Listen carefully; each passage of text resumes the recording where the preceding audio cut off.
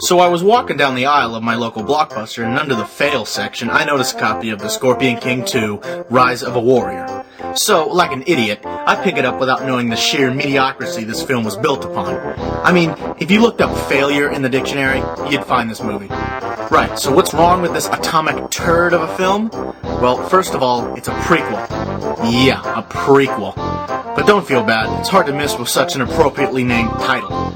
Seriously, people, if it's a prequel, why slap a number 2 on it? That doesn't make any sense at all. That implies that it comes after The Scorpion King 1. I mean, in my world it does. You know, where the number 2 comes after the number 1. It would have been just fine without that damn 2 in the way. But when you think about it, The Scorpion King, Rise of a Warrior isn't that hot of a title either. He's already a warrior. What's he rising up to? To be a better warrior?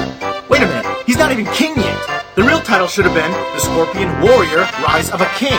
That way, everybody's happy. Man, screw the title. This movie sucks just because it's a prequel. But not just any prequel. We have a movie so bold that it's a prequel to a prequel. Yeah, The Scorpion King was a prequel to The Mummy Returns, which in turn was a sequel to a remake. So ask yourself this, was there really any need to make a prequel of a prequel to a sequel of a remake? I mean, damn, is Hollywood that short on ideas that they just sit at their desks and go, well, we're out of ideas. Want to do another sequel? Sure, who doesn't love sequels? I mean, if the first one did great, wouldn't the audience love to see the same thing again? After some intense research, I discovered that the working title for the film was actually The Scorpion King, Rise of an Acadian. What the hell's an Acadian? Maybe that's why they changed it. Nobody knows what the crap that is. But I know the real reason. It's because they released a game with that title. Yeah, the same frickin' title. So just to clarify, here we have a game based on a prequel to a sequel of a remake that shares the prequel's title. Oh my god. Well, now that we have this lovely pre-sequel on our hands, that must mean The Rock came back, right? Wrong. Mr. Dwayne Johnson is far too busy making such timeless classics as The Game Plan and Get Smart. Wow.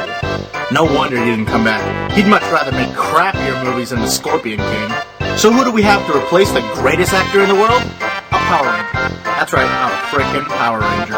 And not even the Red Ranger who serves as the leader of the group, no. The casting crew sunk so low that they picked the Blue Ranger. The Blue Ranger? Are you kidding me? The Blue Ranger doesn't even do anything. As far as I know, he just stands in the background. And he's usually a pussy, always complaining about himself. I should have tried harder. I wasn't strong enough to save her.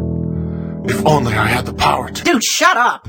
Not that I watch Power Rangers on a regular basis or anything like that. In conclusion, my good people, The Scorpion King 2, Rise of the horribly named prequels, fails on every level. The title sucked, the concept sucked, the actors sucked, not to mention The Scorpion King got 5 minutes of screen time in The Mummy Returns? Does that really grant you the right to not one but 2 prequels? So, how was the movie? Oh, the movie? Oh, it was nice. Good action. I liked it.